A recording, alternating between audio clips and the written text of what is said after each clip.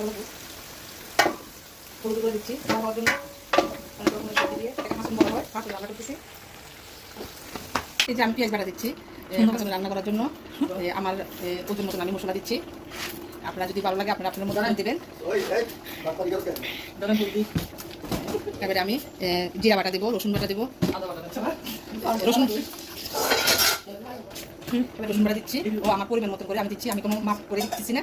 আমি তরকারি তো অনেক রান্না করতেছি, অনেক রকম আরও সবজি বাকি রয়েছে, ওগুলো দেবো আমার মতো করে আমি দিচ্ছি। এবার আদা বাটা দিতেছি, ও আমার মতো করে আমি দিচ্ছি, আমি কোনো মাপ করে দিতেছি না। আপনারা আপনার অনুযায়ী দেবেন, আপনারা যা সবজি রান্না করবেন সবজি অনুযায়ী ওদের মধ্যে আমার মানে যতটুকু লাগবে আমি দিচ্ছি, আপনারা ওজন করে দিয়ে দেবেন পরিমাণ মতো। আমি এবারে জিরা গুঁড়ো দেবো, গরম মশলা সব কিছু 22 রকম মশলা দিয়ে গুঁড়ি করছি, আমি নিজে করছি, এগুলো দিচ্ছি গরম মশলা। ও আপনারাও আপনাদের মতো করে দেবেন, কম রান্না করলে কম দেবেন, বেশি রান্না করলে বেশি দেবেন। এবার দিচ্ছি ধনিয়ার গুঁড়া, এই যে ধনিয়ার গুঁড়া দিচ্ছি। এটা শেষ করার পর আমি যে বাগার দেবো, তখন শুকনো মরিচ জিরা এগুলো দিয়ে আমি বাগার দেবো। আমি হালকা করে জিরা গুঁড়ো দিচ্ছি, বাটা জিরা দিচ্ছি আমি, যে হাতে বাটা করে জিরা করে দিলে একটু তরকারিটা ঘন হয়, এই জন্য আমি বাটা মশলাটা বেশি ব্যবহার করি। পরিমাণ মতন ওজন মতো লবণ দিলাম,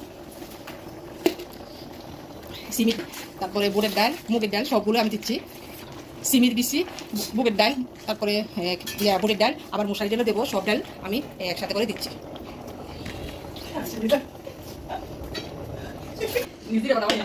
হ্যাঁ দিদি, এই যে আমি এগুলো সব করে মিক্স করছি একসাথে করে। আরও সবজি বাকি আছে, পাতা পুতা এগুলো রয়েছে, কুমড়া ভাত।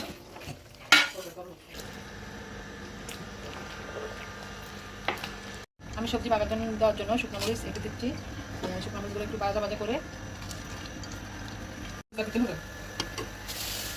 দিয়ে দিচ্ছি বাগারটা দেওয়ার জন্য। তারপরে দারচিনি, এলাচি, তেজপাতা এটা দিচ্ছি বাগার জন্য।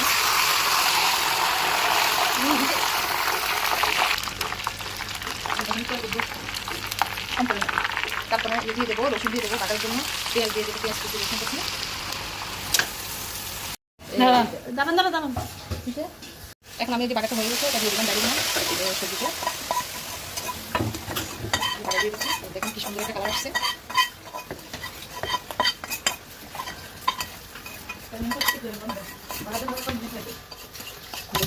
বাটাটার পরে ওইটা 5 মিনিট রাখবো, জাল দেবো, তারপরে ধনেপাতা কাঁচামরিচ দিয়ে নামিয়ে দেবো।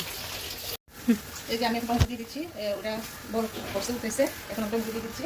আর এখন দেবো কাঁচামরিচ, আমি কাঁচামরিচ একটু বেশি করে দিচ্ছি, পুরো মরিচ কম দিচ্ছি তো একটু জাল হওয়ার জন্য, ওই জন্য কাঁচামরিচ একটু বেশি করে দিয়ে দিলাম।